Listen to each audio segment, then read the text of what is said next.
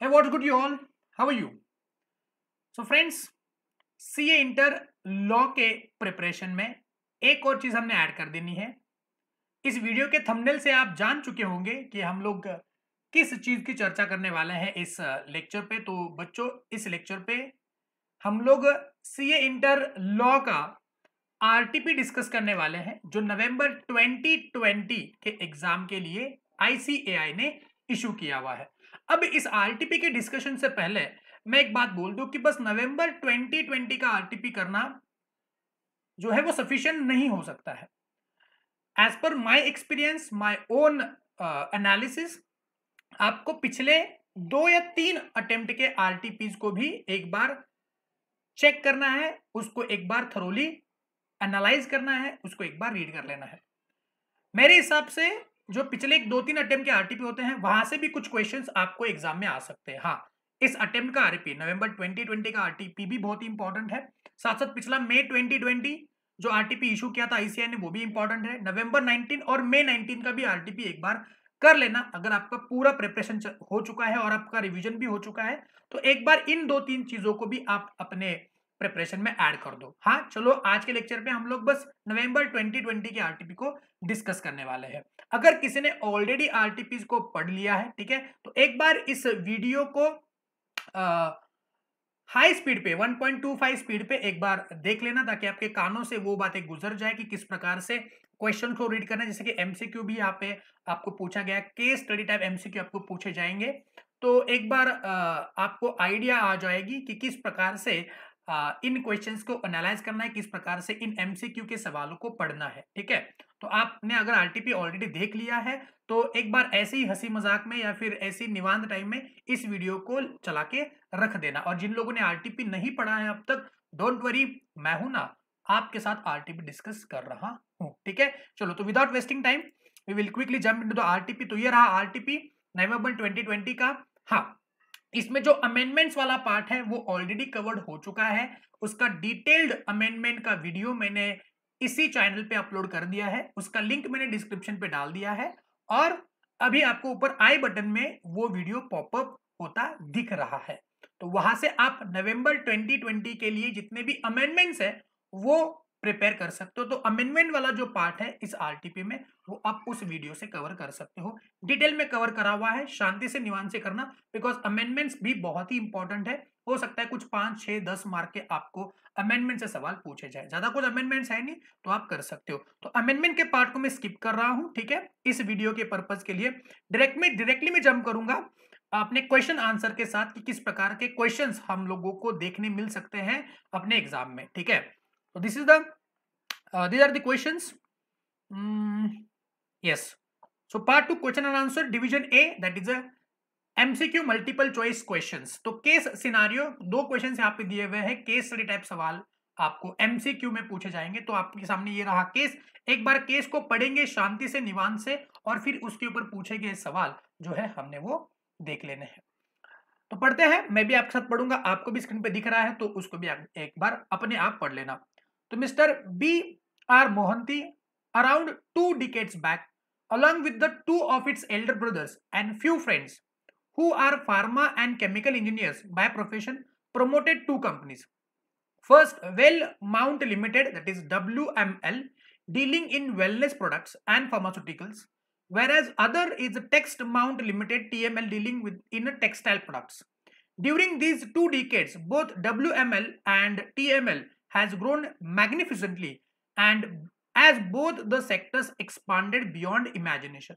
Both the companies were public and stock of the same listed on the leading stock exchanges of the countries.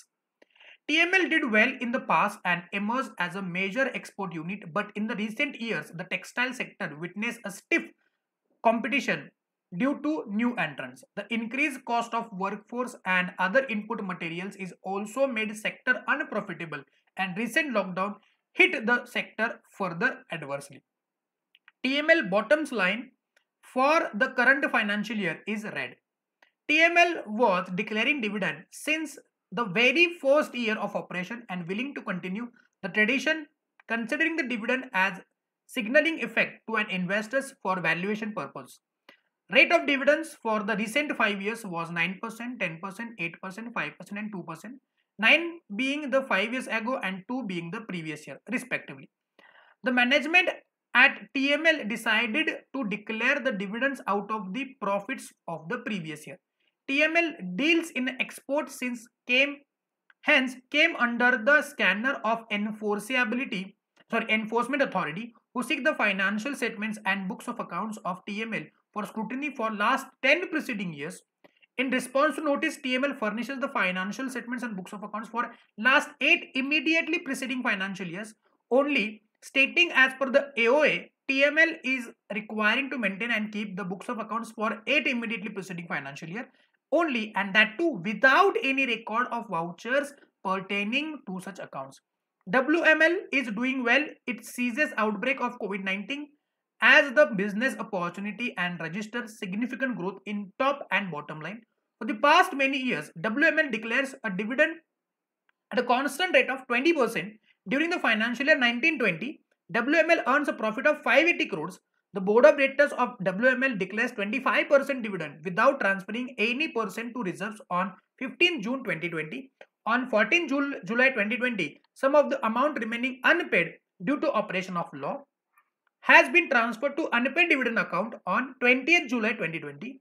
CA Dev was appointed as an auditor under Section 139 of the Companies Act 2013 of WML in an individual capacity during 17th AGM for against the financial year 18-19. Okay, तो ये रहा आपका case study. एक बार पढ़ लेने से पूरी बातें नहीं समझती है, तो आपको एक और बार ठंडे दिमाग से इसको पढ़ना है, और जो भी इंपॉर्टेंट आपको लगता है उसको एक बार क्या करेंगे, आप अंडरलाइन करते जाएंगे.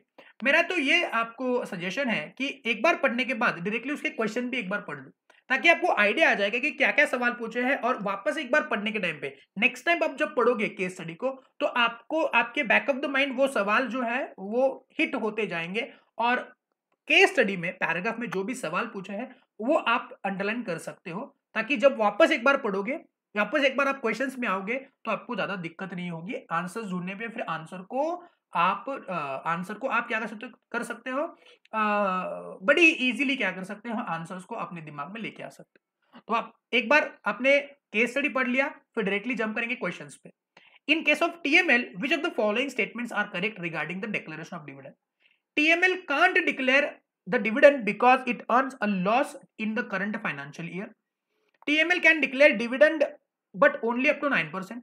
TML can declare the dividend only up to 5%, and TML can declare the dividend but only up to 6.8%. तो यहाँ पे देखो TML, in case of TML, which of the following statements are correct? तो यहाँ पे dividend के rate के बारे में बोला है, तो ऊपर आपको TML के यहाँ पे rate of interest, rate of dividend दिख रहे हैं. देखो, तो एक बार आप क्वेश्चंस पढ़ लेंगे, तो जब वापस केस स्टडी पढ़ने जाओगे तो आप डायरेक्टली को रिलेट कर सकते हो कि कहां पे इसका आंसर हो सकता है, तो ये आसानी हो जाएगी आंसर ढूंढने में.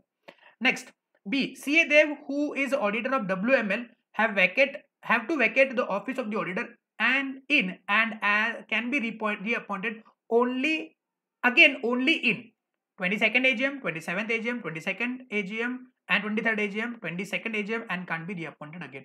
तो यहाँ पे WML का जो ऑडिटर है वो है, देखो 17th AGM पे अपॉइंट हुआ है, तो आपको याद आना चाहिए कि जो वापस रीअपॉइंट कब हो सकता है. In case of a WML, which of the following statement is correct regarding the satisfaction of declaration of dividend? WML can't declare a dividend at the rate of more than 20%. WML can declare the dividend out current year's profit, but it needs to transfer sum equal to 20% to reserve first. WML can declare dividend out current year's profit, but it needs to transfer the sum equal to 10% of the paid up share capital to free reserves first. WML can declare a dividend out of current year's profit without transferring any percent to reserve. तो वो भी आपने पढ़ने के time पे उसको correlate करना है नेक्स्ट टाइम जब पढ़ोगे. In case of a TML regarding the maintenance and keeping the books of accounts, which of the following statement hold truth? TML needs to maintain and keep the books of account for 10 financial years.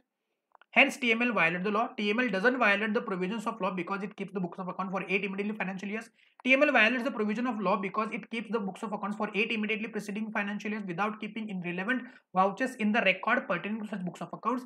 TML doesn't violate the provisions of law because it complying the articles of association. Regarding the declaration of dividend, distribution of dividend by WML, which of the following statement is correct from the viewpoint of timeline? WML violates the law because some of the dividend remain unpaid irrespective of the reason for non-payment. WML violates the law because the unpaid dividend need to be transferred to unpaid dividend account by 19 July.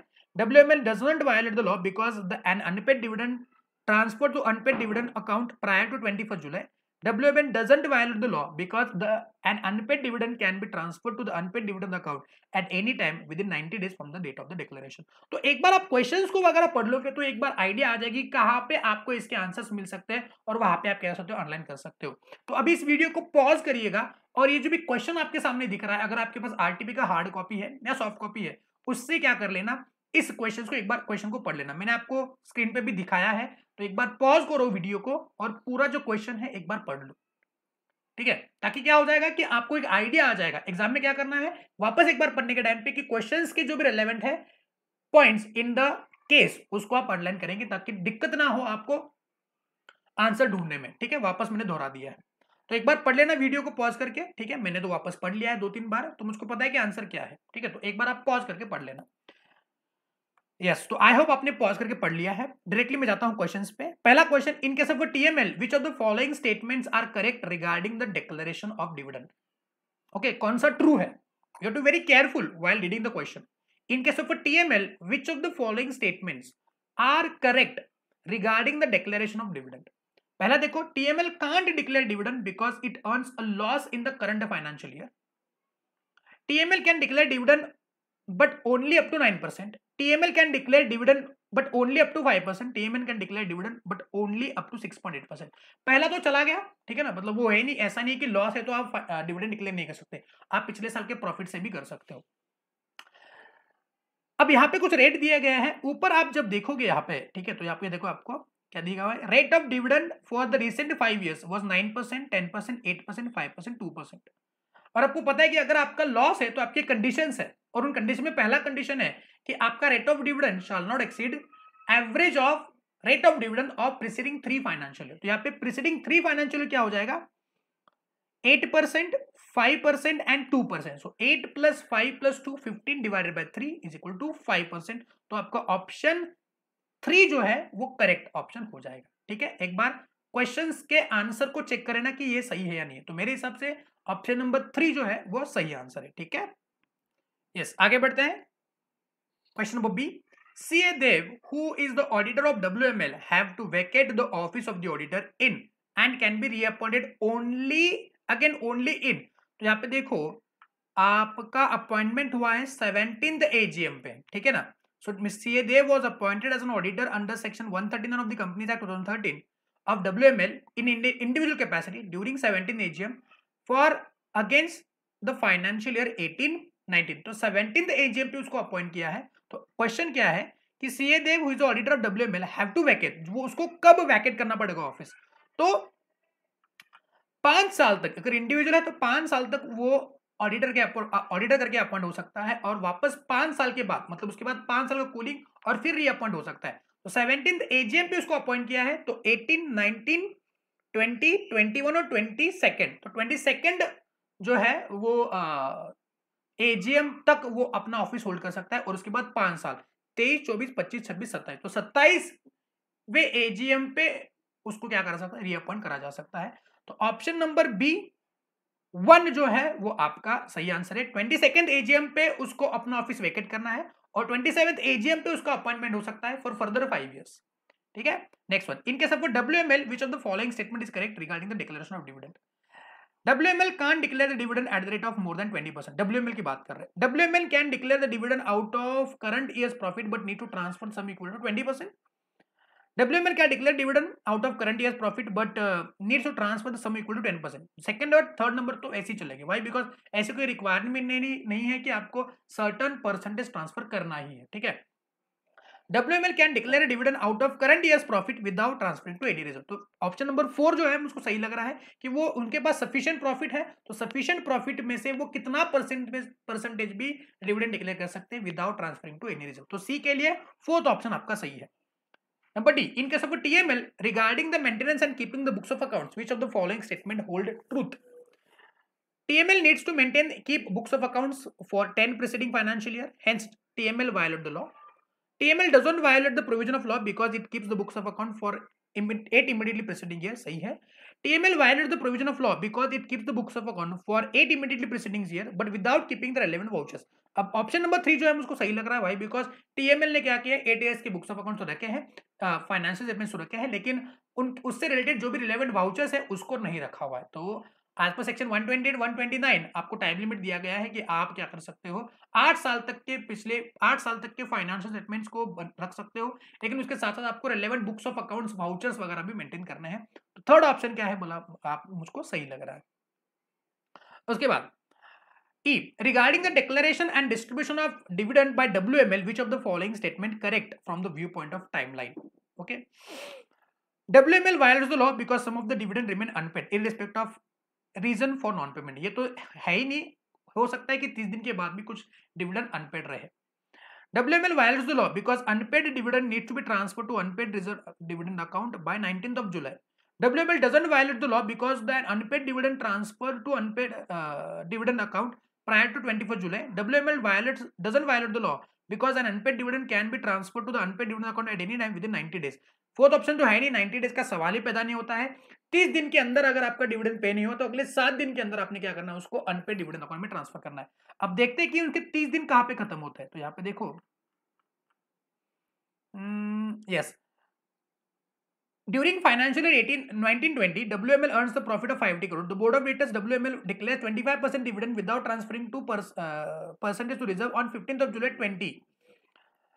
On 14 July 20, some of the amount of dividend remain unpaid. तो 14 जुलाई 2020 को कुछ dividend क्या है बोलो, remain unpaid है. उसके बाद 7 दिन के अंदर, यानी कि 15, 16, 17, 18, 19, 20, ओके, 15, 16, 17, 18, 19, 20 और 21. तो 21 तारीख तक आपके पास टाइम लिमिट है कि आप अनपेड डिविडेंड में ट्रांसफर कर सकते हो. और उन्होंने ट्रांसफर कब किया है, 20 जुलाई को. तो 21 तारीख को करना था, 20 जुलाई को ट्रांसफर कर दिया. तो कोई किसी प्रकार का वायोलेशन यहाँ पे मुझको नहीं दिखता. तो ई का आंसर आपका माइट बी थर्ड आएगा. WML doesn't violate the law because an unpaid dividend transfer to unpaid dividend account prior to 21st of July, that is 7 days from the end of the 30th day. Clear है. तो ये हो गया आपका पहला सवाल as the case study based. तो इस प्रकार से पढ़ना है. कैसे पढ़ना है, एक बार पूरा क्वेश्चन को पढ़ना है, उसके बाद उसके पूरे केस स्टडी को पढ़ना है, उसके बाद उसके ऊपर क्वेश्चन को भी पढ़ना है और फिर वापस से केस स्टडी को दोबारा पढ़ना है. एक बार पढ़ने से आपको किसी प्रकार का अंडरस्टैंडिंग नहीं होगा केस स्टडीज का. ठीक है, तो ये आपको सीक्वेंस जो है फॉलो करना है. अब पढ़ते हैं question number 2, that is case study type MCQ. Mr. Purushottam Prasad, a business graduate from a leading B school, running the chain of restaurants as a sole proprietor concern, based in Chennai.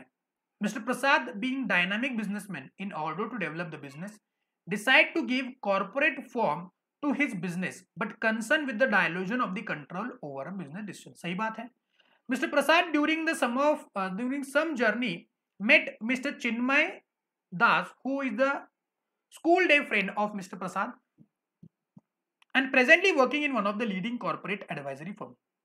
Mr. Prasad seeks advice from Mr. Das regarding the conversion of sole proprietorship concern to the company and also explains his intention to keep the entire control in his hand. Mr. Das told about a new type of company which can be formed under Companies Act 2013, 1% company, that is OPC. Mr. Das quoted section 2 clause 62 which defines the 1% company, a company which has only one person as a member. तो उन्होंने उसको प्रसाद जी को बोला, किसने, दास ने.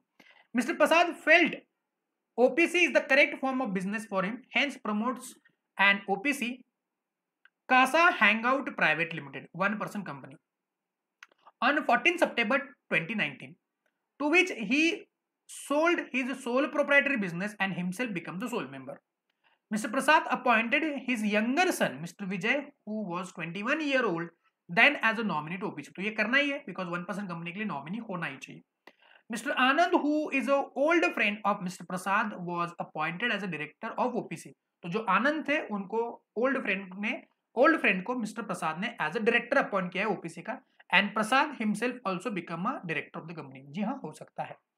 Mr. Vijay is a professional photographer. And for some certification course went to abroad on 23rd October 19. He came back on 1st of March 2020. He established a photo studio in the form of OPC, Best Click OPC Private Limited. Mister Vijay कौन है, mister विजय प्रसाद के बेटे हैं जिसको उन्होंने OPC के में nominee appoint किया. तो उन्होंने एक ओपीसी बनाई है, किसने, विजय ने, best click OPC private limited in 20th March 2020, in which mister Prasad is a nominee and he become the sole member. In mean time, मतलब देखो क्या हुआ है, बेटे ने बाप को नॉमिनी किया है, बाप ने बेटे को नॉमिनी किया है, और दोनों अपने अपने कंपनी में मेंबर है। In mean time mister Vijay also gave his consent as a nominee to another OPC, मतलब विजय ने किसी और कंपनी में एज अ नॉमिनी करके अपना नाम दिया है, in which his elder brother mister Shankar is sole member. तो उसका एक दूसरा बेटा है, किसका, मिस्टर प्रसाद का दूसरा बेटा है शंकर, जिसने एक ओपीसी बनाई है जिसमें विजय क्या है, बोलो, नॉमिनी। मतलब मिस्टर विजय जो है वो दो कंपनीज में नॉमिनी है, एक तो अपने बाप के और अपने भाई के। Mister Prasad met an accident, तो वही हुआ जो नहीं होना चाहिए था। मिस्टर प्रसाद जो उनका बाप था वो met an accident on 25th March 2020 in which he lost his life. Nomination clause invoked and resultantly mister Vijay, जो नॉमिनी थे मिस्टर प्रसाद के ओपीसी के कासा हैंगआउट के, वो क्या बन गए, उसके मेंबर बन गए। अब देखो हुआ क्या है, मिस्टर विजय कासा के भी मेंबर है, और अभी उनका जो best click private OPC private limited था उसमें भी मेंबर ऑलरेडी है। On 30th March 2020, mister Shankar was appointed as a new nominee of to Casa. तो मिस्टर शंकर जो है, जो दूसरे बेटे हैं, उनको कासा का नॉमिनी अपॉइंट करा गया। Who has given written consent on 31st March 2020? Mr. Shankar, who is investment banker by profession, is of the opinion that Casa Hangout Limited, okay, उसको amend करना चाहिए object clause to carry out the investment in securities of body corporate। तो investment object उन्होंने change करना चाहते हैं, कौन, mister Vijay, as one of the object। Financial period closed on 31st March 2020। Financial statements of Casa Hangout OPC Private Limited which is not containing a cash flow statement, जी हाँ, नहीं हो सकता, चलेगा। Signed by Mr. Anand, who left as only director after the death of Mr. प्रसाद। तो वो एक director थे जो उन्होंने लेफ्ट कर दिया है after the death of mister Prasad, उन्होंने साइन किया उसको। With reference to the appointment of Mr. Vijay and Mr. Shankar as a nominee to Casa Hangout Private Limited, out of following who is eligible to be nominee of OPC? Okay, तो with reference to the appointment of Mr. Vijay and Mr. Shankar as a nominee to Casa OPC Private Limited, out of the following who is eligible to be nominee of OPC? ये पढ़ना है। Mr. Shankar, if wish to withdraw his consent as a nominee, can do so by giving written consent notice to। अगर शंकर को, जिसको nominee appoint करा गया है Kasa hangout OPC में, क्या वो विड्रॉ कर सकते हैं? विड्रॉ करना है तो किसको उन्होंने क्या करना है, नोटिस भेजना है। See, with reference to the legal position of mister Vijay as a member और मेंबर्स एंड नॉमिनी और nominees to various OPCs, which of the following statement is correct with reference to the ceiling limit in the relation to membership and being nominee to OPC, a person other than minor at the specific point of time? D, which of the following statement is correct with in reference to the requirement of financial statements of CASA, with reference to the opinion of Mr. Shankar to carry out investment in securities of the body corporate object CASA Hangout Private Limited। ठीक है, yes. तो ये कुछ सवाल है ABCDE, okay, ये सवालों के आंसर आपने करना है। तो एक बार आपने सवाल पढ़ लिए, अब आपको वापस से क्या करना है, इस केस स्टडी को पढ़ना है। तो मैंने यहाँ पे अभी पॉज करा है इस वीडियो को, यहां से पढ़ लेना, ठीक है, और वापस हम लोग क्वेश्चन के आंसर को देखेंगे। तो एक बार वापस से पढ़ना बहुत जरूरी है। डू नॉट डू कंटाल while reading it for one another time. अगर कंटाल करोगे तो आपको आंसर नहीं मिलेंगे। तो एटलीस्ट 2 बार पहले और फिर क्वेश्चंस को पढ़ने के बाद वापस एक बार, ये पढ़ना जरूरी है। और जब नेक्स्ट टाइम पढ़ोगे तो अंडरलाइन करेंगे उन पॉइंट्स को जहां पे आपको लगता है कि इसके आंसर्स है। तो आते डायरेक्टली हम लोग क्वेश्चंस में। With reference to appointment of mister Vijay and mister Shankar as a nominee to Casa hangout, out of following who is eligible to be the nominee of OPC. ठीक है, तो यहां पे आपको दिया है any natural person excluding minor, any legal person excluding minor, any natural person who is resident of India but excluding minor, any natural person who is resident as well as citizen of India but excluding minor। तो यहाँ पे आपको क्या बोला है कि Kasa hangout में पहले विजय को और फिर विजय ने शंकर को एज ए नॉमिनी अपॉइंट किया है। तो अपॉइंटमेंट के टाइम पे कौन सी चीज उन्होंने देखी है with respect to the appointment, कौन सी चीज सही हो सकती है? तो यहाँ पे ऑप्शन नंबर 4 जो है, ओके, वो सही हो सकता है। That is any natural person, because ये रूल ही है, कोई भी बंदा नॉमिनी अपॉइंट कर रहे हो तो वो बंदा नेचुरल पर्सन होना चाहिए, जो कि इंडिया का सिटीजन होना चाहिए और माइनर नहीं होना चाहिए। तो ऑप्शन नंबर 4 इज सही। Mister Shankar if he wish to withdraw his consent, अब विजय ने शंकर को एज अ नॉमिनी अपॉइंट किया है, तो क्या वो विड्रॉ कर सकते हैं अपने कंसेंट को? करना है तो नोटिस किसको भेजेंगे? Director of the OPC and sole member, director of the OPC and ROC, तो डायरेक्टर को देना ही नहीं है तो दो ऑप्शन वैसे ही चले गए।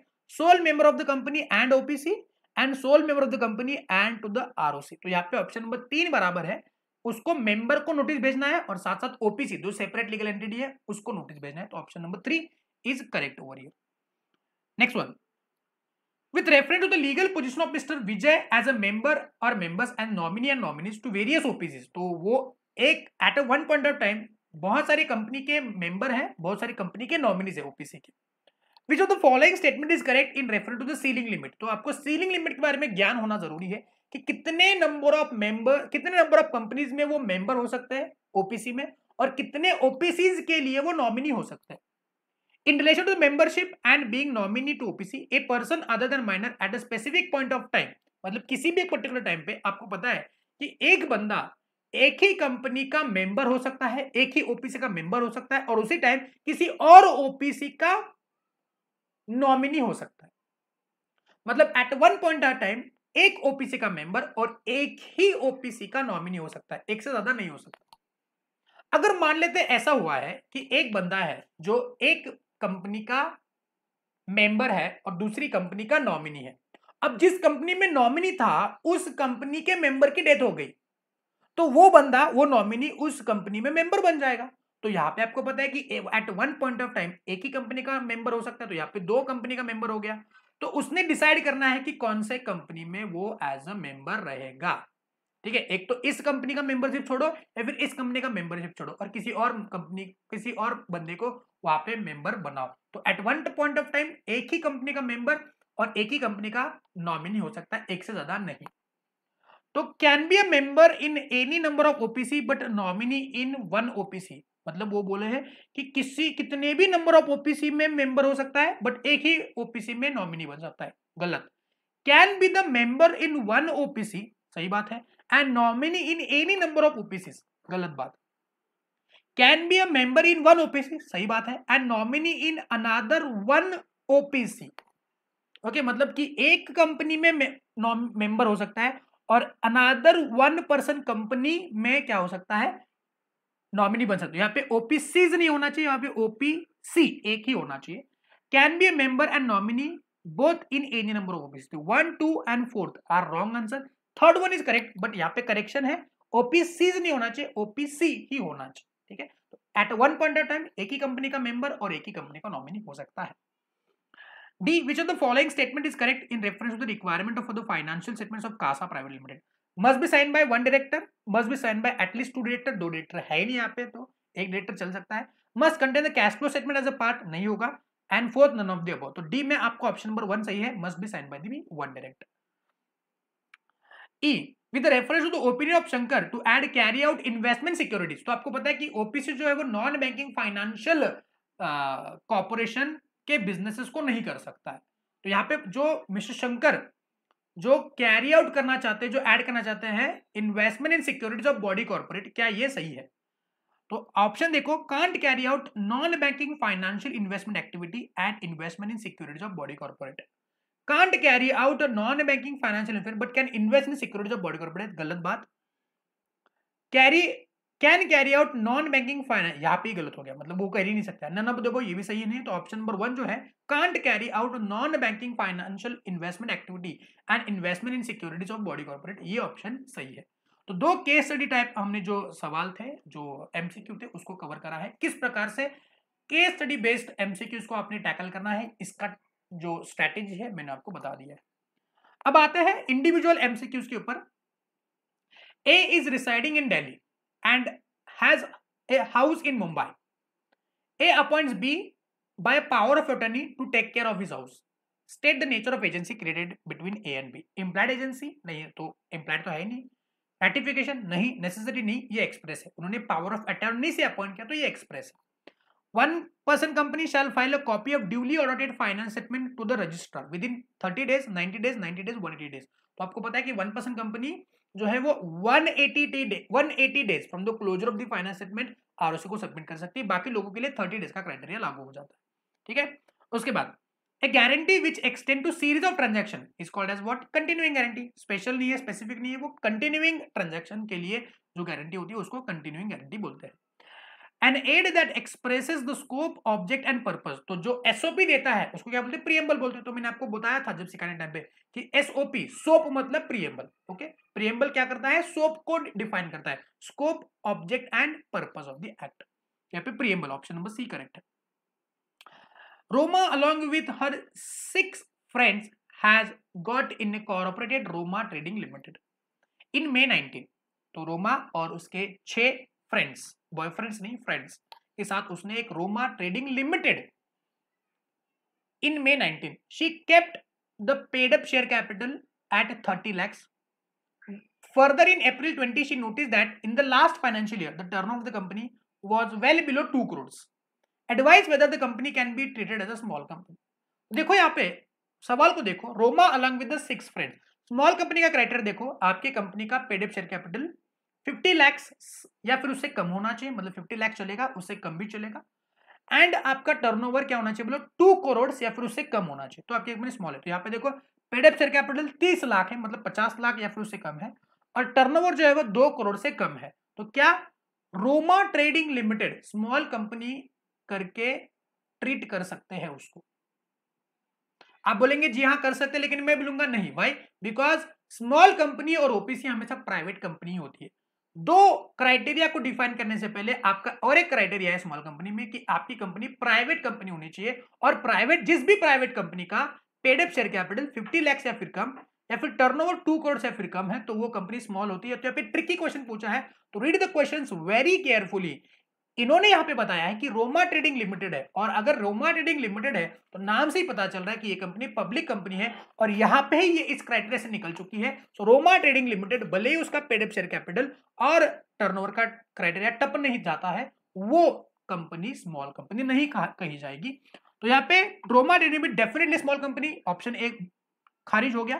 तो concept small company is applicable only case of a private company and OPC, and therefore despite meeting the criteria small company, it being a public limited company cannot enjoy the benefit of small company। Option number B मुझको सही लग रहा है।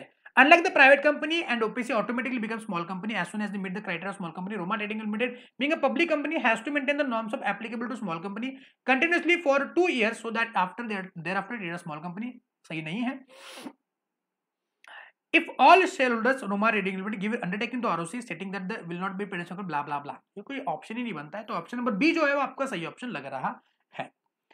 Next 8, red flag limited which has registered office at Delhi and having 12,500 members is holding its annual general meeting in Ashoka Hotel. Despite swanky arrangement, most of the members did not turn up and quorum was not present within half an hour of the scheduled time of the meeting. तो आपको पता है कि quorum जो है वो meeting के आधे घंटे में मौजूद होना चाहिए। कितना कोरम होगा आपको पता है, 5-15। ओके, आपको पता है ना वो कितना कोरम होना चाहिए। अगर आपके नंबर ऑफ मेंबर्स 1000 तक है, या फिर 1001 या 5000 है, फिर 5000 से ज्यादा है, तो कितना होना चाहिए आपको पता है। तो वो कोरम अगर आधे घंटे के अंदर अंदर नहीं आता है तो आपकी मीटिंग जो है वो एडजर्न करी जाएगी। ठीक है, to the same place, same day, same time in the next week। ठीक है। However, due to the heavy booking schedule, hotel authorities could not make available for adjourned meeting sufficient space in the same hall where the meeting was originally called। मतलब जिस hall में वो meeting थी उसमें वहां पे वो उसको उतना sufficient space नहीं दे सकते, but allowed to conduct meeting at the different hall on a different floor next week same time। वो different हॉल दे रहे हैं, different फ्लोर्स पे, सेम प्लेस पे, सेम टाइम पे, नेक्स्ट वीक में। Please advise the option available to the board.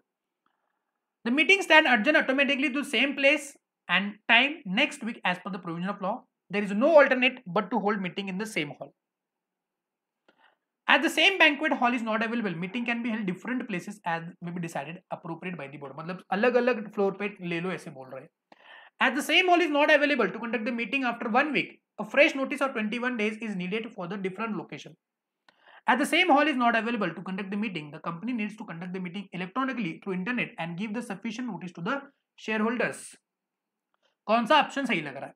तो यहाँ पे मुझको ऑप्शन नंबर जो है वो बी सही लग रहा है। That is at the same banquet hall available नहीं। अगर वो सेम बैंक्वेट हॉल अवेलेबल नहीं है तो meeting can be held at the different place, कुछ और डिफरेंट प्लेस पे मीटिंग हो सकती है और वो डिसीजन जो है वो बोर्ड ले सकता है। तो ये ऑप्शन भी सही है, बाकी सारे ऑप्शन क्या है, खारिज हो जाएंगे। Number 9, Shreyas Mechanics Limited owns a plot of land which was purchased long before. As the property rates are going up, it decided to revalue the plot at a fair value which is moderately 10 times the original price. मतलब इस company ने अपने plot को revalue किया है, thus resulting into revaluation profit of 20 lakh. The board directors keen to utilize 20 lakh along with the free reserves 24 lakhs for a dividend declaration of dividend at the forthcoming AGM to be held on the 20th September 19. तो वो जो 20 लाख का जो revaluation reserve है along with the free reserve of 24 lakhs dividend करके declare करने के लिए इस्तेमाल करना चाहते हैं। तो यहाँ पे आपको पता है कि रिवैल्यूएशन रिजर्व जो है वो डिविडेंड करके डिस्ट्रीब्यूट नहीं हो सकता है। तो यहाँ पे हमको बात क्लियर है कि आगे क्या पूछने वाले हैं। Advise the company 20 lakh are to be excluded from the distributable profit as the same cannot be utilized toward the declaration of dividend. ठीक है, only 25% of 20 lakh can be utilized, सवाल ही पैदा नहीं होता है। अप टू 50% सवाल ही, up to 60% सवाल ही पैदा नहीं होता है। तो यहाँ पे आपका ऑप्शन नंबर ए जो है सही है। जो भी आपका 44 लाख अवेलेबल बोल रहे हैं उसमें से 20 लाख निकालो, बिकॉज ऑफ रिवैल्यूएशन रिजर्व है और रिवैल्यूएशन प्रॉफिट आप इस्तेमाल नहीं कर सकते। ठीक है, तो यहाँ पे आपके खत्म हो गए क्या बोलो एमसीक्यू वाले सवाल। तो इस प्रकार से आप एमसीक्यू में टैकल कर सकते हो। आगे बढ़ते डिवीजन बी डिस्क्रिप्टिव क्वेश्चंस, कुछ 12 क्वेश्चंस है, जल्दी जल्दी खत्म कर लेंगे कि क्या कौन कौन से 12 क्वेश्चंस है जो आपको पूछे गए हैं। हो सकता है इसमें से एक सवाल आपको एग्जाम में आ जाए। तो ठंडे दिमाग से और विद द फुल अटेंशन इस डिस्क्रिप्टिव क्वेश्चंस के पार्ट के डिस्कशन को आप सुनेंगे। ठीक है, चलो आगे बढ़ते हैं।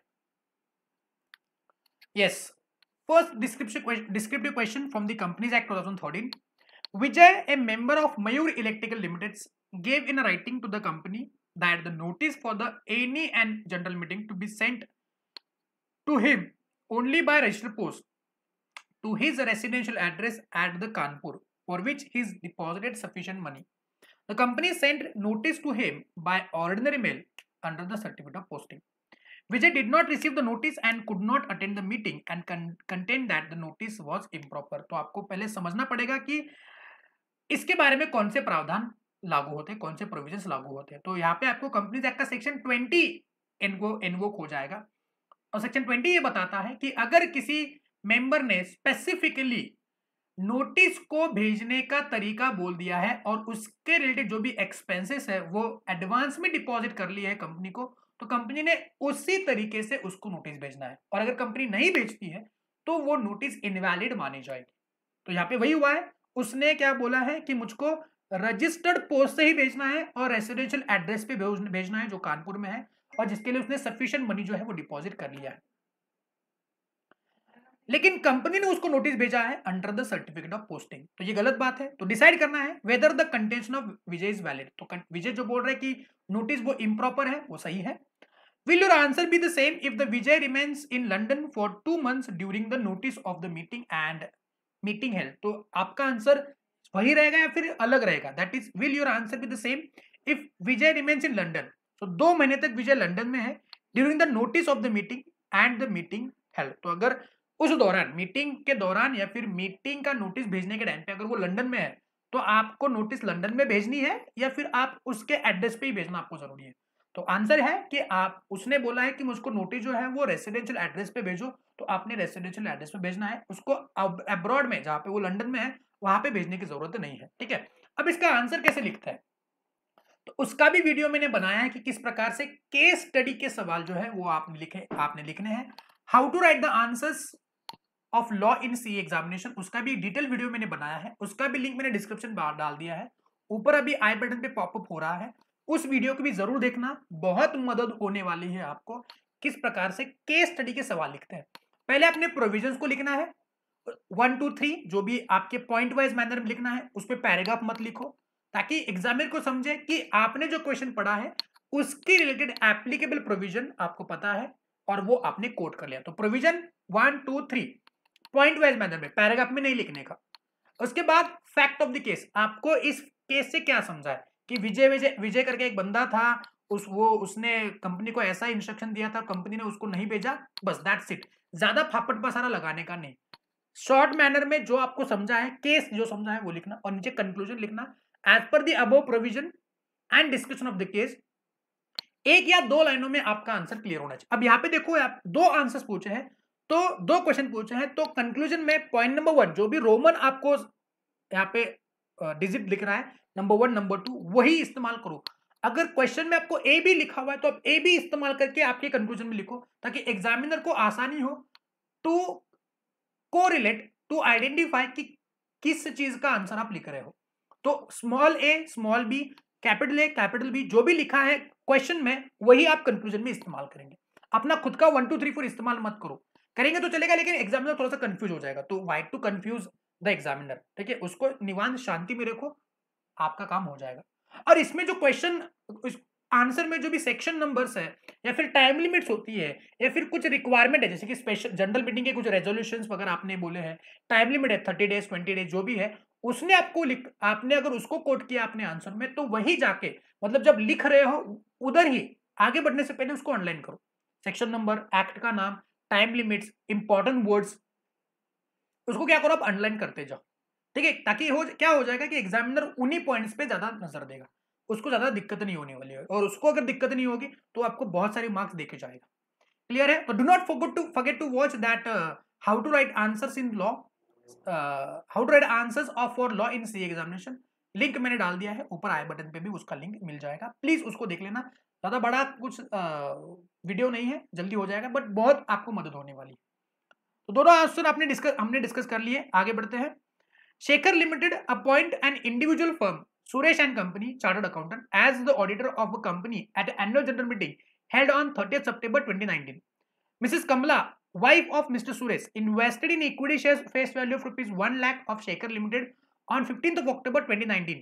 But Suresh and Company continues to function as a statutory auditor of the company advice. तो एक शेखर लिमिटेड ने अपॉइंट किया एक सुरेश एंड कंपनी जो इंडिविजुअल है एज एन ऑडिटर, लेकिन उसकी बीवी ने फेस वैल्यू 1 लाख तक के शेयर्स खरीदी किए। तो आपको पता है कि सेक्शन 141 में एलिजिबिलिटी क्वालिफिकेशन डिस्क्वालिफिकेशन में देखा है कि कोई भी ऑडिटर अगर किसी कंपनी में, कोई भी चार्टर्ड अकाउंटेंट किसी कंपनी में अगर ऑडिटर होना चाहता है तो उसने 1 रुपए का भी सिक्योरिटी होल्ड नहीं करना है। However relative can hold up to rupees 1 lakh. कौन सी कंपनी में? उस कंपनी में, उसकी होल्डिंग कंपनी में, उसकी सब्सिडरी कंपनी में, उसकी एसोसिएट कंपनी में, और उसकी होल्डिंग कंपनी के सब्सिडरी कंपनी में 1 रुपए का भी होल्डिंग नहीं हो सकता है। लेकिन इन सारी कंपनीज में उसके रिलेटिव्स 1 लाख तक के फेस वैल्यू के शेयर्स होल्ड कर सकते हैं। 1 लाख से ज्यादा होता है तो then you have to take the corrective actions in within next 60 days. Yes no, to reduce that limit to 1 lakh. Yes no, तो यहाँ पे उसका रिलेटिव, वाइफ तो रिलेटिव होती है ना, तो उसके रिलेटिव ने 1 लाख का होल्ड किया तो चलेगा, it is not a invalid point, वो कंटिन्यू कर सकता है एज एन ऑडिटर। हाँ, लेकिन 1 लाख से ऊपर हो गया तो यहाँ पे दिक्कत हो सकती है। Question number 3. The board of directors of Ramesh Limited proposes to issue a prospectus inviting offers from the public for subscribing the shares of the company. State the report which shall be included in the prospectus for the purpose of providing financial information under provision of Companies Act 2013. अब बच्चों अगर आप module को देखोगे तो module में आपको detail में इसका आंसर नहीं मिलेगा। मॉड्यूल में क्या लिखा हुआ है, क्यों? बिकॉज ये जो कंटेंट्स ऑफ द प्रोस्पेक्टस है, सेक्शन नंबर 26 में आपको कंटेंट्स ऑफ प्रोस्पेक्टस मिलेंगे, उसमें आपको डिटेल में कुछ लिखा हुआ नहीं है। वाई? बिकॉज यहां से उसको हटा के सेबी का जो एक्ट है, सेबी के जो रूल्स है, उसमें कंटेंट्स ऑफ द प्रोस्पेक्टस लिखे गए हैं। ये डबलिंग पॉइंट हो जाता था, मतलब कि डबल डबल बातें हो जाती थी। तो इसलिए कंपनीज एक्ट में क्या लिखा हुआ है कि जो भी सेबी बोल रहा है आपको प्रोस्पेक्टस में जो भी बातें होनी चाहिए वो आप लिख दो। दोनों सेबी का एक्ट कंप्लायंस, कंपनी एक्ट का कंप्लायंस, दोनों डबल डबल कंप्लायंस हो जाते थे। इसलिए कंपनीज एक्ट में क्या लिखा हुआ है कि सेबी जो बातें बोल रहा है ना, वो बातें आप अपने प्रोस्पेक्टस में लिखो। तो सेक्शन 26(1) में कंटेंट्स ऑफ प्रोस्पेक्टस में ये लिखा हुआ है कि फाइनेंशियल इंफॉर्मेशन के बारे में जो भी सेबी आपको बता रहा है, वो सेबी के हिसाब से वो सारे जो सर्टिफिकेट्स है, जो भी इंफॉर्मेशन है, जो भी रिक्वायर्ड बातें हैं, वो अपने प्रोस्पेक्टस में लिख दो। अब आपको पता होना चाहिए कि सेबी में क्या लिखा हुआ है, और सेबी तो आपके सिलेबस में है नहीं, बिकॉज सेबी का जो एक्ट है वो आपको सीए फाइनल में सिखाया जाएगा। तो इस चीज का आंसर कैसे लिखे सर? तो यहाँ पे ऐसे लिख के छोड़ देंगे कि सेबी जो बातें बोलेगा, सेबी के रूल्स के हिसाब से जो भी प्रोस्पेक्टस में फाइनेंशियल इंफॉर्मेशन के बारे में जो भी इंफॉर्मेशन, स्टेटमेंट, डिक्लेरेशन लिखना है, वो सारी बातें लिख दो। ठीक है? If you see the suggested answers of the question number 3, उसमें आपको वही दिखेगा। देखो यहाँ पे क्या लिखा है, देखो, provided that until SEBI specify the information report on the financial report under this subsection, the regulation made by SEBI and exchange board of exchange in respect of such financial information on report information shall apply. तो सेबी जो information आपको देने के लिए बोल रही है वो आपने क्या करना है वहां पे लिख देनी है। तो एक बार सजेशन आंसर्स को भी देख लेना कि किस प्रकार से सजेशन आंसर यहाँ पे लिखे हुए हैं। ठीक है, चलो आगे बढ़ते हैं। Next one, yes, question number 4, Surya Limited is engaged in the manufacture of consumer goods and has got good brand value. Over the years, it has built a good reputation and its balance sheet as at 31st March 2019 shows the following position. Authorized share capital 25 lakh, equity shares of face value 10 each amounting to 2 crore 50 lakhs.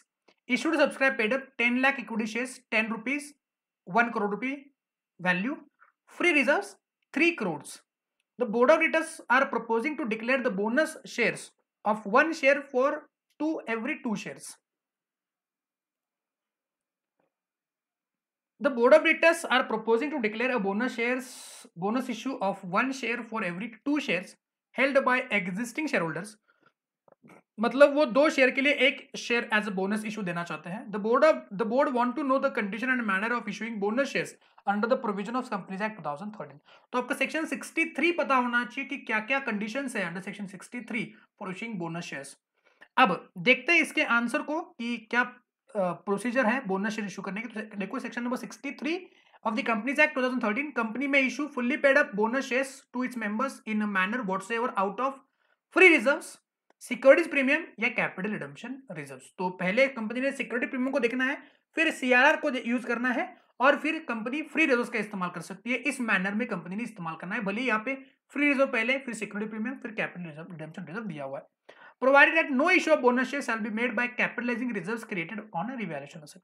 क्या क्या condition है? पहले it should be authorised by article, then board of directors का resolution pass होना चाहिए, then company should not be default in repayment of principal and interest of fixed deposit and debt securities issued by it, not defaulted in payment of statutory dues or employees such as a provident fund, gratuity, etc. Bonus partly paid up shares है, तो partly paid up shares के लिए किसी प्रकार के bonus issue नहीं होते, उसको फुल्ली पेड करना पड़ता है और भी कोई कंडीशंस है तो उसको प्रिस्क्राइब करना पड़ेगा। अब यहाँ पे कंपनी के पास देखो 3 करोड़ के फ्री रिजर्व्स है, तो 3 करोड़ में से कंपनी क्या करेगी, बोनस शेयर्स के लिए जितनी जरूरत है, अब बोनस शेयर कितनी इशू करेगी, यहाँ पे कंपनी के पास 1 करोड़ रुपए के पेड अप कैपिटल है, तो 1 करोड़ के 50%, 2:1 है, मतलब 2 शेयर को 1, तो 10 लाख इक्विटी शेयर्स को 5 लाख इक्विटी शेयर मिलेंगे of ₹10 is amounting to ₹50 lakh. तो 3 करोड़ अवेलेबल है, सो 3 करोड़ में से 50 लाख वो बोनस शेयर्स करके इशू कर सकते हैं। Number 5, state with reason whether the following statements are true और false. XYZ Private Limited may accept the deposit from its members to the extent of ₹60 lakh if the aggregate of its paid up share capital free reserve security premium amount to 60 lakhs। तो यहाँ पे एक XYZ Private Limited company है, may accept the deposit from members to the extent of ₹60 lakh if the aggregate of paid up capital free reserve security premium। अगर आप deposit chapter को देखते हो, सेक्शन 73 में देखते हो, तो सेक्शन 73 में यह बताया हुआ है कि कंपनी अगर अपने मेंबर से डिपॉजिट एक्सेप्ट करना चाहती है, जिस भी कंपनी का paid up share capital 100 crore से ज्यादा या फिर टर्नओवर 500 करोड़ से ज्यादा है, वही कंपनी क्या कर सकती है, डिपॉजिट जो है वो एक्सेप्ट कर सकती है।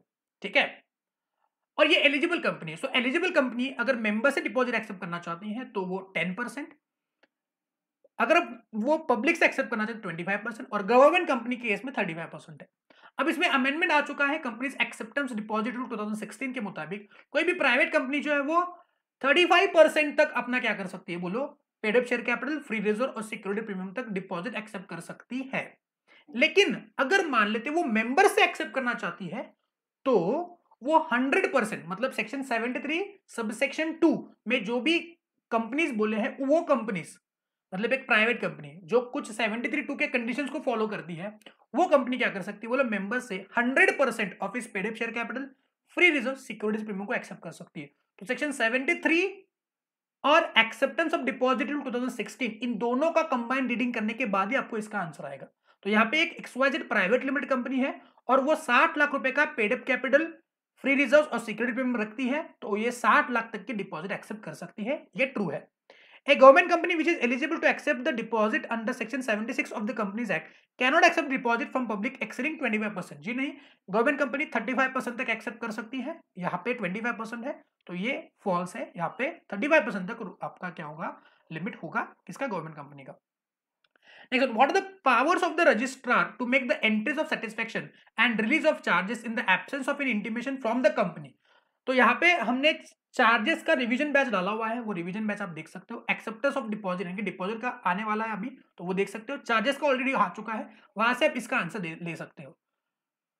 उसका भी लिंक मैंने डिस्क्रिप्शन में डाल दिया है, ठीक है। एक बार डिस्कस करते हैं इसको भी, सेक्शन क्वेश्चन नंबर 6 को। तो अगर मान ले कंपनी अगर इंटीमेट करना भूल जाती है फॉर सेटिस्फेक्शन ऑफ चार्ज, तो यहाँ पे राइट अवेलेबल है किसको? चार्ज होल्डर को। तो चार्ज होल्डर भी अप्लाई कर सकता है, फिर कोई और बंदा भी क्या कर सकता है बोलो?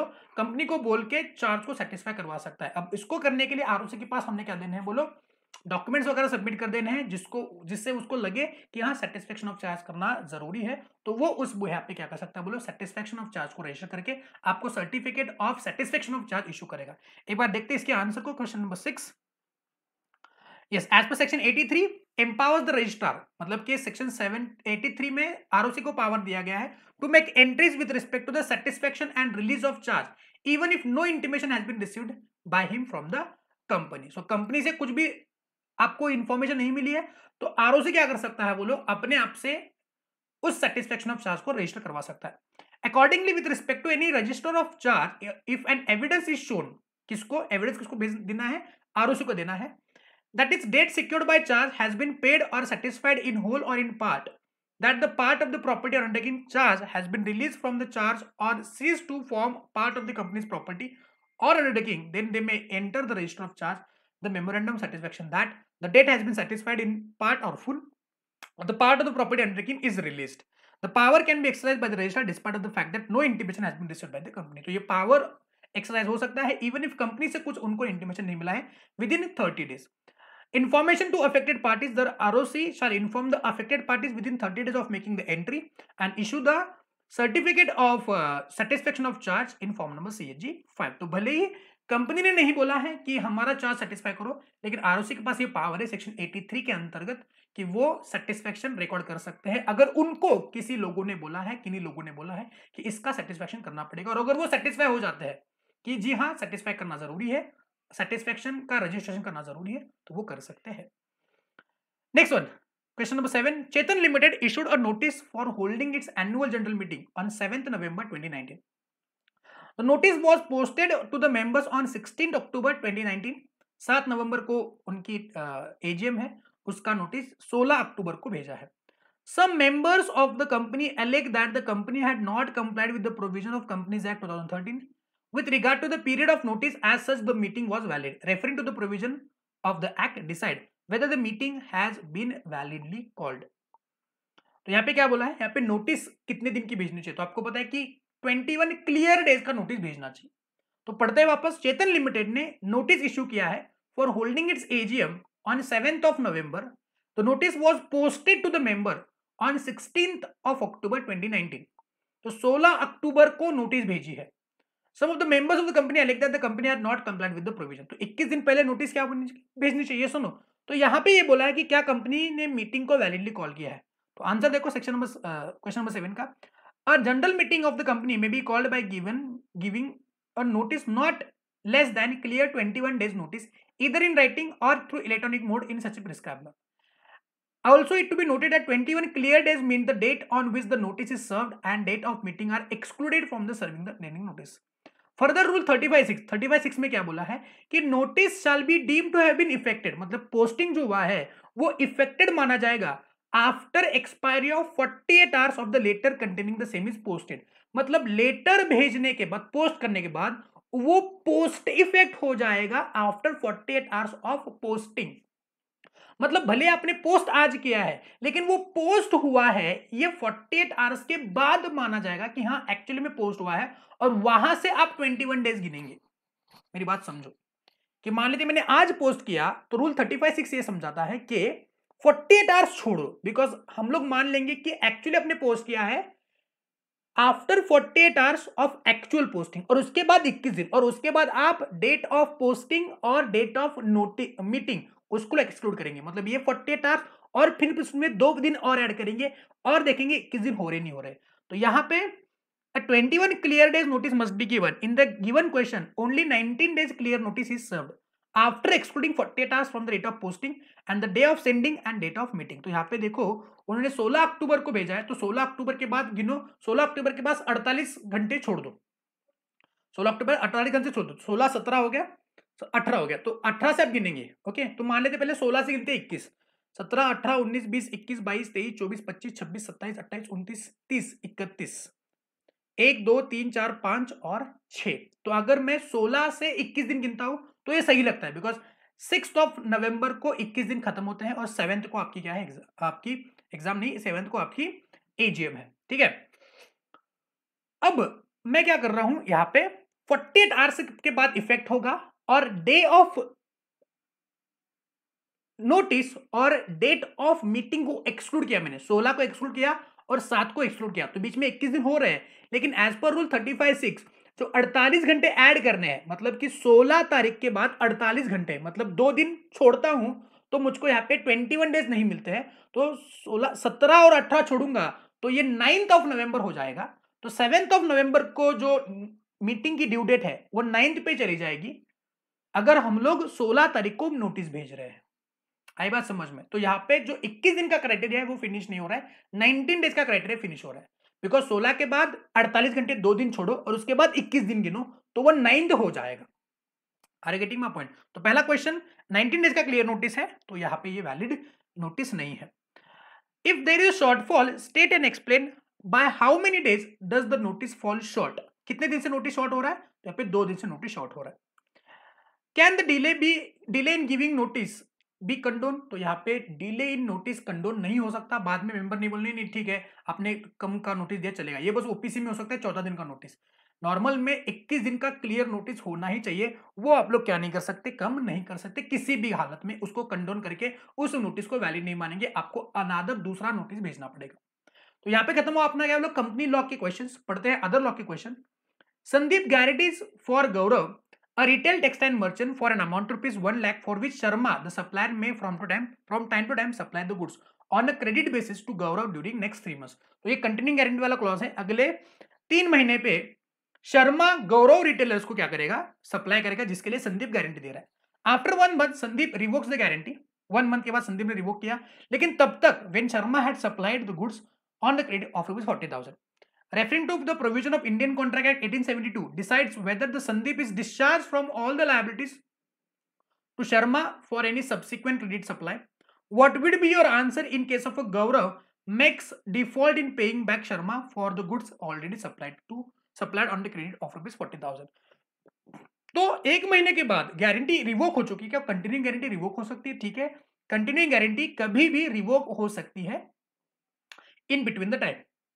अब 3 महीने का गारंटी था, 1 महीने में उसको रिवोक कर दिया, तब तक 40,000 की लायबिलिटी बन चुकी थी, तो 40,000 तक की लायबिलिटी रहेगी फ्यूचर ट्रांजैक्शन के लिए, मतलब जब से गारंटी कंटिन्यू गारंटी रिवोक हो चुकी है उसके बाद फ्यूचर ट्रांजैक्शंस के लिए वो क्या हो जाएगी, बोलो, गारंटी रिवोक हो जाएगी और उसके लिए वो लायबल नहीं है। तो यहाँ पे 40,000 के लिए संदीप की गारंटी है, तो उसके लिए वो स्टिल लायबल है टू शर्मा टू पे। अगले जो भी ट्रांजैक्शन हो गए उसके लिए वो लायबल नहीं है, कौन, संदीप लायबल नहीं है। Raj gives his umbrella to Manoj during the raining season to be used for 2 days during the examinations. Manoj keeps the umbrella for a week. उसने एक हफ्ते के लिए रखा. While going to Raj house to return the umbrella, Manoj accidentally slips and umbrella is badly damaged. Taking into account the provision of Indian Contract Act, who will bear the loss and why? यहाँ पे देखो ये case जो है वो bailment का हो सकता है. What is bailment? बेलमेंट मतलब कि transfer of goods from one person to another person for some purpose, upon accomplishment of the purpose the goods have been return back to the original owner. और bailment अगर कुछ fix period के लिए है तो उस पीरियड में आपको वापस करना है, और वापस नहीं करते और गुड्स को कुछ नुकसान होता है तो जो नुकसान है वो आपने भरपाई करके देनी है। तो यहाँ पे राज ने मनोज को एग्जामिनेशन पर्पस के लिए 2 दिन के लिए अम्ब्रेला इस्तेमाल करने के लिए दिया था, तो ये बेलमेंट हुआ किसका, अम्ब्रेला का, और 2 दिन के अंदर वापस करना था, नहीं किया, उसके बाद उसने रखा और उसके बाद अम्ब्रेला को नुकसान हुआ, तो इस केस में Manoj is liable to pay back damages on account of damage to the umbrella to the Raj. ये केस है किसका, बोलो, बेलमेंट वाला, ठीक है। Rahul drew a cheque in favour of Aman, तो निगोशिएबल इंस्ट्रूमेंट वाला एक्ट ये क्वेश्चन है। Rahul drew a cheque in favour of Aman, Rahul ने अमन के फेवर में चेक ड्रॉ किया। After having issued the cheque, Rahul requested Aman not to present the cheque for payment and gave a stop payment request to the bank. Cheque issue किया और उसके बाद उसने बोला किसको, अमन को, कि तू चेक प्रेजेंट मत कर, और बैंक को भी बोला, किसने, राहुल ने, कि इसका पेमेंट रुकवा दो। Decide under the provision of negotiable instrument act 1881 whether the said act of Rahul constitute an offence. तो यहां पे बच्चों आपको पूछा गया है कि क्या राहुल के अगेंस्ट सेक्शन 138 के अंदर डिसऑनर ऑफ चेक के प्रोविजंस इन्वोक हो जाएंगे, क्या उसको पेनल्टी अंडर सेक्शन 138 लग जाएगी। तो देखो बच्चों, किसी भी बंदे ने अगर एक लॉफुल डेट के लिए अगर चेक इशू किया हुआ है, उसके डेट के लिए चेक इशू किया हुआ है, और अगर उसके अकाउंट में सफिशिएंट बैलेंस नहीं होने के कारण वो चेक बाउंस हो जाता है, तो उसके ऊपर 138 की पेनल्टी लग जाएगी। लेकिन यहाँ पे हुआ यूं है कि उसने चेक तो दे दिया और बाद में बोला कि इसका पेमेंट, बैंक को बोला कि इसका पेमेंट मत करो, और जिसको चेक दिया है उसको बोला कि तू पेमेंट मत कर। उसके बावजूद अगर अमन बैंक में चेक जमा करता है और बैंक को पता है कि इसका पेमेंट नहीं करना है, और उसकी वजह से चेक अगर डिसऑनर हो जाता है, तो वहां पे भी आपका ये माना जाएगा कि आपके अकाउंट में बैलेंस नहीं था और इसलिए आपने स्टॉप पेमेंट करा है, और इसलिए आपके ऊपर सेक्शन 138 की पेनल्टी क्या हो जाएगी, इन्वोक हो जाएगी। तो इसका आंसर सिंपल है कि 138 की पेनल्टी लगेगी for the stop payment instruction given by the drawer. ठीक है, तो 138 के जो भी जहां पे पेनल्टी हो सकती है, जहां पे पेमेंट नहीं हो सकता है, वो सारी 138 के अंदर कहाँ कब पेनल्टी हो सकती है, तो वो सारे प्रोविजन आपको पता होने चाहिए। Next section number question number 11, referring to the provision of general clauses act, find out the day and date on which the following act और regulation comes into force, give the reason also. General clauses act के ऊपर सवाल है। An act of the parliament which has not specifically mention the particular date. तो अगर मान लेते हैं कोई भी एक्ट पास होता है पार्लियामेंट में, लोकसभा राज्यसभा में, और उस एक्ट की एनफोर्समेंट डेट उस एक्ट में लिखी नहीं गई है, तो उस एक्ट की एनफोर्समेंट डेट कब से होगी। तो जनरल क्लॉजेस एक्ट ये कहता है कि अगर किसी एक्ट में कुछ डेट लिखी हुई है कि इस डेट से ये एनफोर्स हो जाता है, तो वो डेट से वो एनफोर्स हो जाएगा। और अगर किसी एक्ट में कोई डेट लिखा हुआ नहीं है, तो प्रेसिडेंट की असेंट जिस दिन पे मिली है, उस दिन से आपके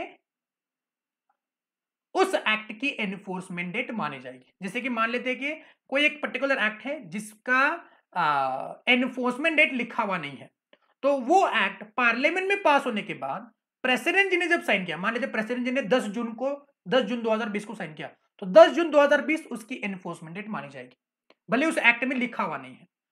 next, the securities and board of Exchange of India issue of capital disclosure requirement 5th amendment rule 2000 regulation 2015 was issued by SEBI via notification dated 14th of August 2015 with effect from 1st of January 2016। तो यहाँ पे उन्होंने official gazette में 14 अगस्त को 15 को डाला, लेकिन वहां पे लिखा कि ये रूल्स 1 जनवरी से लागू हो जाएंगे। तो यहाँ पे स्पेसिफिकली डेट लिखी हुई है कि कौन से दिन से ये रूल्स रेगुलेशंस लागू है, तो उस दिन से यानी कि 1 जनवरी 2016 के बाद ये रूल्स आपके लागू हो जाएंगे। Last question, preamble does not override the plain provision of the act. Comment also give the suitable example. तो preamble आपको पता है, preamble क्या करता है, आपको scope, object और पर्पस ऑफ द एक्ट को डिफाइन करता है। अब preamble जो है, preamble में भले एक्ट का स्कोप वगैरह लिया गया है, लेकिन preamble कभी भी एक्ट में जो प्रोविजन लिखे हैं उसको ओवरराइड नहीं करता है। preamble तब काम आता है, it is a internal aid of constructions. अगर मान लेते हैं किसी भी एक्ट में कुछ पर्टिकुलर प्रोविजन के ऊपर दोहराए है, मतलब कि 2 मीनिंग निकल करके आ रही है उसमें से, तो वहां पे उस चीज को समझने के लिए आप लोग प्रीएम्बल का इस्तेमाल कर सकते हो कि इस चीज का रियल मीनिंग क्या है। आपको आईसीए के मॉड्यूल में भी इसका एग्जांपल दिया हुआ है और उन्होंने सजेशन में भी एक एग्जांपल दिया हुआ है, बड़ा ही प्यारा सा एग्जांपल है। पहले मुझको बताएंगे प्रीएम्बल का मतलब समझे नहीं समझे। तो यहाँ पे देखो example, use of word may in section 5 of the Hindu marriage act 1955 provide that a marriage may be solemnized between two Hindus has been construed to be mandatory in the sense that both parties to the marriage must be Hindus। मतलब यहाँ पे a marriage may be solemnized between two Hindus, में word को आपने construe करना है शाल, मतलब mandatory force में डायरेक्टिव है, लेकिन यहाँ पे आपने क्या करना है, शाल करना है। Why? Because Hindu marriage act के प्रीएम्बल में लिखा हुआ है, यहां पे देखो, an act to amend and codify, नीचे वाले सेकंड लास्ट लाइन पे देखो, an act to amend and codify, मतलब हिंदू मैरिज एक्ट किसके लिए है, it is an act to amend and codify the law relating to marriage amongst the Hindus. तो 2 Hindus के बीच में अगर मैरिज हो रही है तभी ये एक्ट उनको लागू हो जाएगा। और सेक्शन 5 में बोला है दिस द मैरिज में भी सोलमलाइज, मतलब मैरिज हो सकता है बिटवीन 2 टू हिंदूज, मतलब हो सकता है, अब हो सकता है नहीं, सेक्शन 5 को ये कंस्ट्रू करना है, उसका मीनिंग ये निकालना है कि दो हिंदू के बीच में ही मैरिज होना चाहिए। अगर किसी क्रिश्चियन या किसी मोमेडियन और हिंदू के बीच में मैरिज होता है तो क्या ये एक्ट लागू हो जाएगा? सेक्शन 5 को पढ़ता हो तो लगता है कि हाँ लागू हो सकता है, बिकॉज मे लिखा हुआ है, मैरिज में बी सोलोमनाइज बिटवीन टू हिंदूज, मतलब मे मतलब कि हो सकता है कि हिंदू है या हिंदू नहीं है। लेकिन प्रियम्बल में जाने के बाद मुझको समझा कि नहीं, इस मे को आपने शाल कंस्ट्रू करना है और ये एक्ट उन्हीं मैरिज के ऊपर लागू हो जाएगा जहां पे दो हिंदूज है, मे को आपने शाल कंस्ट्रू करना है। Are you getting my point? तो इस प्रकार से आपने इन सारे आंसर लिखने हैं। तो यहाँ पे हमारा डिस्कशन हो चुका है, बोलो आरटीपी नवंबर 2020 का, ठीक है। तो इस तरीके से आपने पिछले 2-3 अटेम्प्ट के आरटीपी को भी क्या करना है, गो थ्रू कर लेना है। हो सकता है कुछ क्वेश्चन जो है वो आपको वहां से आ जाए। जनरली स्पेसिफिकली अगर अदर लॉस की बात करें तो अदर लॉ के क्वेश्चंस आपको जैसे के तैसे आ सकते हैं आरटीपीस के, नहीं आए तो मेरे पास मत आना। लेकिन मेरा ये एक्सपीरियंस है कि बहुत बारी क्या होता है, कभी कभार वैसे के वैसे क्वेश्चन कॉपी पेस्ट हो जाते हैं एग्जामिनेशन में, ठीक है। तो आरटीपीस को करना बहुत जरूरी है, ठीक है। अभी अभी हाल फिलहाल में नोटिफिकेशन आ चुका है कि आपकी नवंबर 2020 एग्जामिनेशन जो है वो पोस्टपोन हो चुकी है। अभी जो एग्जामिनेशन 1 तारीख से चालू होने वाली थी या 2 तारीख से चालू होने वाली थी, इंटर और फाइनल की, और जो फाउंडेशन की जो 22 तारीख में एग्जाम थी, ठीक है ना, जो भी पहले एक्सटेंड हो चुकी थी वो भी अभी दिसंबर में एक्सटेंड हो चुकी है। तो उसका नोटिफिकेशन जरूर देख लेना बच्चों, वो नोटिफिकेशन आ चुका है। सो अभी आपके पास और समय मिल चुका है फॉर एग्जामिनेशन पर्पज। किसी का अगर पढ़ाई थोड़ा सा बैकलॉग में चल रहा था, किसी का रिवीजन अभी बाकी था, किसी के 1 रिवीजन हो चुके हैं, 2 रिवीजन करने बाकी है, तो ये सारी जो बातें हैं वो अभी इस एक्सटेंडेड पीरियड में कर सकते हो। चिंता करने की बात नहीं है, ये आप ही के सहूलियत के लिए, आप ही की सुरक्षा के लिए एग्जाम को एक्सटेंड करा गया है। आई नो बहुत सारा प्रेशर आपके ऊपर और बढ़ चुका है, जिन लोगों का प्रिपरेशन हो चुका है वो बहुत ही नेगेटिव में जा सकते हैं। जो लोग मई 20 का प्रिपरेशन कर रहे थे उनका एग्जाम कैंसिल होके फिर यहाँ पे आके फिर अभी पोस्टपोन हो रहा है। चिंता मत करो बच्चों, जान है तो जहान है। शांति से निवान से पढ़ाई करो, चिंता मत करो, जब एग्जाम होगा हम लोग दे देंगे। ओके, चलो। तो वो एक बार आप नोटिफिकेशन देख लेना बच्चों कि जो भी एक्सटेंशन का नोटिफिकेशन आ चुका है एग्जामिनेशन का। और हाँ, इस वीडियो में अगर कुछ डाउट है तो मुझको आप जरूर पूछ सकते हो कमेंट बॉक्स में। और अमेंडमेंट के रिलेटेड जो भी बातें हैं वो अमेंडमेंट वीडियो में कवर हो चुकी है। मैंने बोला था डिस्क्रिप्शन पे उसका लिंक दिया हुआ है, प्लीज जाके अमेंडमेंट वीडियो को भी देख लेना, ठीक है। चलो, सो रुकते हैं हम लोग इधर ही। हमारा रिवीजन सेशन तो चालू है साइड बाय साइड, उस रिवीजन लेक्चर्स को भी देख लेना। अगर आपको उसके रिवीजन लेक्चर चाहिए तो आप इस चैनल के प्लेलिस्ट में जाके रिवीजन फॉर सीए इंटर का प्लेलिस्ट ओपन कर सकते हो। वहां पे सारे चैप्टर्स के 1 बाय 1 वीडियोस डाले हुए, तो आपको जिस चैप्टर का रिवीजन चाहिए वो आप से कर सकते हो। पूरा चाहिए तो पूरे प्लेलिस्ट को देख लेना, ठीक है। चलो, अब तक कुछ वीडियोस डालने बाकी उसमें वो आ जाएंगे आपके, ठीक है ना। लेकिन जब जितने डाले हुए उतने तो देख लो, ठीक है। चलो, सो बाय बाय, मिलते हैं किसी और रिवीजन लेक्चर के साथ, किसी रिवीजन सेशन के साथ, किसी और एक लेक्चर के साथ जिसमें और बहुत सारी नॉलेजेबल बातें हम लोग करेंगे। Till then, bye bye, do study, stay home, stay safe, proper study करना। All the best for your examination preparation. Sayonara.